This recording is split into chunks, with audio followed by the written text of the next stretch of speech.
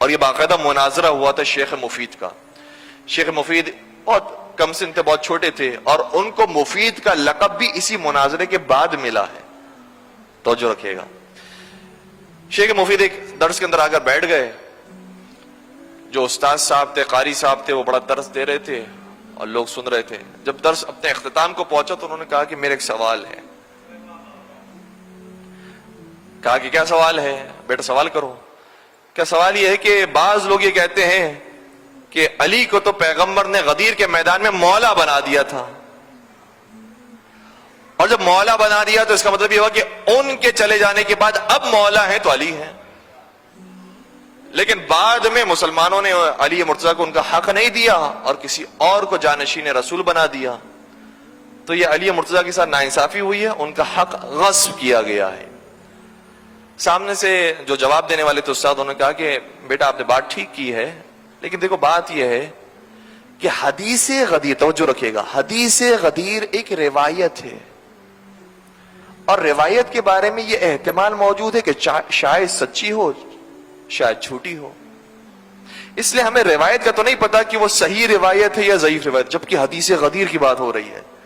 کوئی چھوٹی موٹی حدیث کی بات نہیں ہو رہی جس کو 1,00,000 لوگ سننے والے ہیں, اور دکھا کر جو پیغام پہنچایا گیا ہے من کنت مولا فہذا علی مولا. یار لیکن یہ روایت ہے, روایت کے بارے میں احتمال موجود ہے, ہو سکتا ہے کہ سچی, ہو سکتا ہے کہ جھوٹی ہو, اس کے بارے میں ہمیں تو نہیں پتا.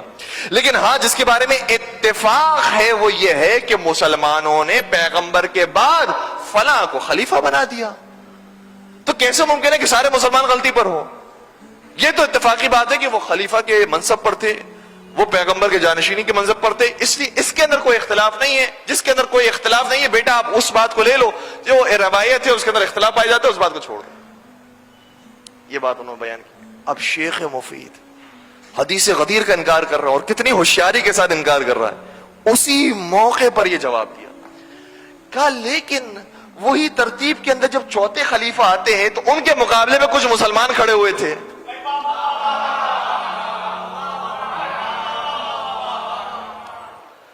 اور سب جانتے ہیں کہ ان کے مقابلے میں کون کھڑا ہوا تھا.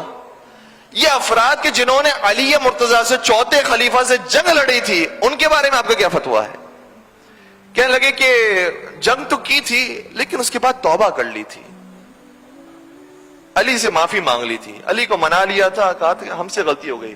فوراً سے شیخ مفید نے کہا ان کی توبہ کے بارے میں روایت آئی ہوگی جس کے بارے میں پتہ نہیں کہ جھوٹی ہے سچی ہے, لیکن میدان میں جو آئے تھے اس کے بارے میں اتفاق ہے کہ یہ آئے تھے.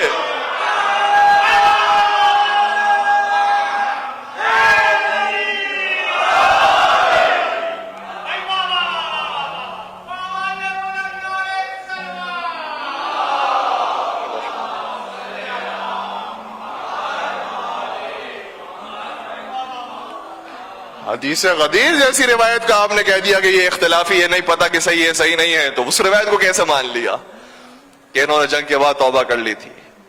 وہ روایت جبکہ اتنے ضعیف طریقوں سے ہم تک پہنچی ہے اور اتنی جدید کتابوں کے اندر موجود ہے اور قدیمی کتابوں میں اس کا نام و نشان نہیں ملتا ہے, اس روایت کو آپ نے تسلیم کر لیا. تو یہ بھی تو دیکھیے کہ سامنے اتفاقی بات کیا ہے کہ یہ مقابلے پر آئے تھے. جو اتفاقی بات ہے وہ یہ ہے کہ انہوں نے جنگ کی تھی, یہ مقابلے پر آئے تھے, اس لیے ہم اتفاق کو لیں گے, اختلافی باتوں کو چھوڑ دیں گے. لیکن ایک اور حدیث رسول بھی ہے جو میرے مولا کی شان میں ہے, جس سے پتہ چلتا ہے کہ صرف دل کے معاملے کو نہ دیکھا کرو, اور یہ متفقون علیہ روایت ہے. نبی اکرم نے شاہ فرمایا تھا یا علی حرب کا حربی وسلم کا سلمی, اے علی تجھ سے جو جنگ کرے گا وہ تجھ سے نہیں مجھ سے جنگ کرے گا, اور تجھ سے جو سلح کرے گا وہ تجھ سے نہیں مجھ سے سلح کرے گا. اس کا مطلب یہ ہو کہ ہمیں کسی کا دل کو چیرنے کی ضرورت ہی نہیں ہے کہ کس کے دل کے اندر نفرت ہے کس کے دل کے اندر محبت ہے. بس یہ دیکھ لو جو علی کے مقابلے پر کھڑا ہوا ہے وہ علی کے مقابلے پر نہیں نبی کے مقابلے پر کھڑا ہوا.